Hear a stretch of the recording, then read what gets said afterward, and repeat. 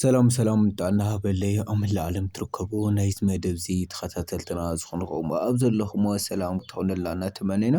ንሎሚ እውን ከምቲ ልሙድ ድማ ኣብ ሶሻል ሚድያ ካብቶም ዝረኸብናዮም እቶም ብጣዕሚ መነጋገርትን ኣዳቐፅቲ ዝብሉ ናይ ጉዳይ ድማ ነቶም ዝተወሰነ መሪፅ ሒዘልኩም መፅእ ኣለኹ እምበኣር ከስ ንሎሚ ናባኹም ዘንብሎ ድማ ብጣዕሚ ኣዝዩ ልብኻ ዝነክእ ሓበሬታ ሒዘልኩም መፅእ ኣለኹ ንሱ እውን ድማ ኩልና ኣብ ሶሻል ሚድያ ብጣዕሚ እንፈትዎን እናኸብሮ ብጣዕሚ ብርክት ዝበሉ ስራሕቲ ናይ ፅቡቅ ዝኾነ ስራሕቲ ዝሰርሕ ኣቤል ወይ ድማ ኣቤል ሓያል ሰብ ዝብል ኣብ ቲክቶክ ሽሙ እንፈልጦ ብጣዕሚ ንዝተፀገሙ ሰባት ደስ ዝብል ስራሕቲ እናሰርሐ ዝመፀ ቲክቶከር እዩ። እዚ ድማ መብዛሕቲና እንፈልጦ ኢና ኣብዚ ሕጂ እዋን ድማ እዚ ንዞም ዝተፀገሙ ሰባት ብጣዕሚ ዓብይ ሓገዝ ዝገብር ዝነበረ ድማ ኣብዚ ሕጂ እዋን ድማ ናብ ሆስፒታል ኣትዩ ኣብ ሆስፒታል ከም ዘሎ ድማ ተፈሊጡ እዩ። እዚ ጉዳይ እዚ ዝተታሓዘ ድማ ኣብ ሶሻል ሚድያ ኣብዚ ሕጂ እዋን መነጋገሪ እዩ ዘሎ ብምንታይ ምክንያት እዩ ናብ ሆስፒታል ኣትዩ ኣብ ሆስፒታል እናሃለዩ እንታይ ዓይነት ሕማም እዩ ሒዝዎ ዘሎ ዝብል ጉዳይ ድማ ናባኹም ኣስፋሕ ኣቢለ ከቕርበልኩም እየ ነዚ ቻናል ሓድሽ እንድሕር ኮይንኩም ሰብስክራይብ ላይክ ሼር ብምግባር ቤተሰብ ይኹኑ ብተወሳኺ እውን እንለቆም ሓድሽ ቪድዮታት ድማ ፈጢኖም ንክመፁ ናይ ደወል ምልክት ሓቢርኩምና ፅንሑ እምበኣር ከስ ክቡራት ተኸታተልቲ ንሎማዓንቲ ናባኹም ዘብሎ ድማ ኣብቲ መእተዊ ወይ ድማ ኣብቲ ኢንትሮ ከም ዝተናገርክዎ ክኸውን ንሱ እውን ድማ ኣብ ቲክቶክ ብጣዕሚ ፌመስ ወይ ድማ ተፈላጥነት ዝረኸበ ኣቤል ዝተባህለ ሓውና ድማ ኣብዚ ሕጂ እዋን ድማ ብጣዕሚ ኣብ ሕማቕ ኩነታት ከም ዝርከብ ድማ ተፈሊጡ ኣሎ። እዚ ጥራሕ እንተዘይኮነ ድማ ኣቤል ኣብዚ ሕጂ እዋን ኣብቲ ሆስፒታል ድማ ኣልጋ ሒዙ ንብርክት ዝበለ ዝፀንሐ ሕማም ከም ዝነበሮ ኣብዚ ሕጂ እዋን ድማ እቲ ሕማም ፀኒዑ እውን ኣብ ሆስፒታል ከይዱ ይኹን ዳኣ እምበር ኣብቲ ሆስፒታል ድማ ኣልጋ ሒዙ እናተሓከመ ከም ዘሎ ድማ ተፈሊጡ እዩ። እዚ ኣቤል ዝተባህለ ወይ ድማ ሓያል ሰብ እናተባህለ ኣብ ቲክቶክ ይኹን ኣብ ፌስቡክ ኣብ መላእ ሶሻል ሚድያ ዝፍለጥ እዚ ቲክቶከር እዚ ድማ ብጣዕሚ ደስ ዝብል ንኣእምሮኻ እርካታ ዝህበካ ስራሕ እናሰርሐ ዝመፅእ ቲክቶከር እዩ። ኩልና እንፈልጦ ኣብ ቲክቶክ ድማ ነቶም ዝተፀገሙ ወገናትና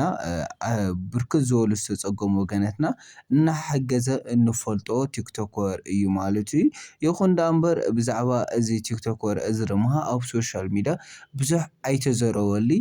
ማለት ካብቶም ብጣዕሚ ፅቡቅ ዝሰርሑ ኣብ ትግራይ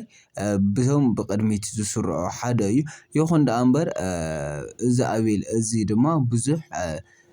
ተፈላጥነት ኣይረኸበን ይኹን ዳኣ እምበር ብታ ዘለቶ ዓቕሙ ድማ ካብ ሰብ ገንዘብ ኣዋፂኡ ድማ ነቶም ዘጋደላ ወይ ድማ እቶም ተጋዲሎም ኣካሎም ዝጎደለ ድማ ዓብይ ሓገዝ ብምግባር እንፈልጦ ኢና በቲ ብጣዕሚ ደስ ዝብለካ ናዚ ሰብ እዚ ፍልይ ዘብሎ ስራሕቲ ድማ ናይ ብሄር ሰኮር ዘይብሉ ምዃኑ እዩ ማለት ብዝተፈላለዩ ኤርትራውያን ድማ እናሓገዘ ኢና ንፈልጦ ካብ ኤርትራውያን ሓሊፉ ድማ ንኣምሓሩን ንተጋሩን ዝተፈላለዩ እዚ ሃይማኖት እና ዜግነት ወይ ድማ ዘርኢ ዘይብሉ ብዘይ ኣፈላላይ ዝሰርሕ ዝነበረ ኩልና ንፈትዎ ነኽብሮ ድማ ኣብዚ ሕጂ እዋን ድማ ብጣዕሚ ብፅኑዕ ሓሚሙ ኣብ ሆስፒታል ከም ዘሎ ድማ እዩ ተፈሊጡ ክቡራት ተኸታተልተይ በዚ ኣጋጣሚ እዚ ድማ ካብ ኣቤል እውን ዝተመሓላለፈ መልእኽቲ ኣሎ ንሱ እውን ድማ ኩልኹም ደቂ ዓደይ ብዝከኣልክዎ ድማ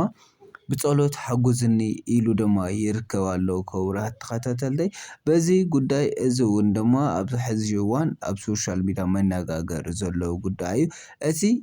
ዝተፈላለዩ ኣብ ሶሻል ሚድያ መነጋገሪ ዝገብሮ ጉዳይ ድማ ብብርክት ዝበለ እዩ ካብኣቶም ድማ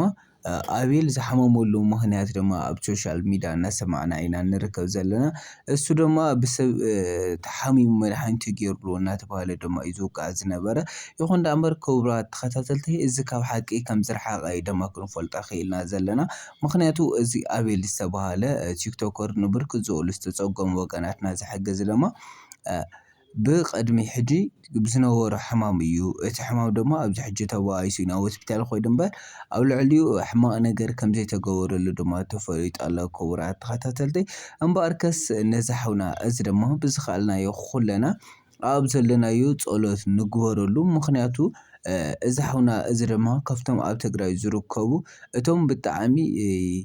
ናይ ሰብ ፍቕሪ ዘለዎም ድማ ሓደ እዩ ብርክት ዝበሉ ዝተፀገሙ ወገናት እናሓገዘ ኢና ንፈልጦ ነዚ ተግባር እዚ ድማ ንክፍፅመሉ ወይ ድማ ነዚ ተግባር እዚ ድማ ንክቕፅለሉ ድማ እዚ ኣብየል ዝተባህለ ሰብ ብጥዕንኡ ክህሊ ግዴታ እዩ ስለዚ ድማ ንሕና እውን ብዝተኻልናዮ መጠን ነዚ ሓውና እዚ ነካድሕን ድማ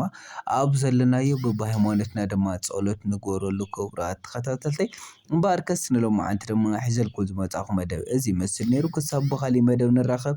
ኣብ ዘለኹሞ ሰላም ኩኑ ነዚ ቻናል ሓደሽቲ እንተኾንኩም ሰብስክራይብ ላይክ ሼር ብምግባር ቤተሰብ ይኹኑ ብተወሳኺ እውን እንለቆም ሓዱሽ ቪድዮታት ድማ ፈጢኖም ክመፁ ናይ ደወል ምልክት ንኩ ሓቢርኩም ስለ ዝፀናሕኩም ከልቢ ኣመስገን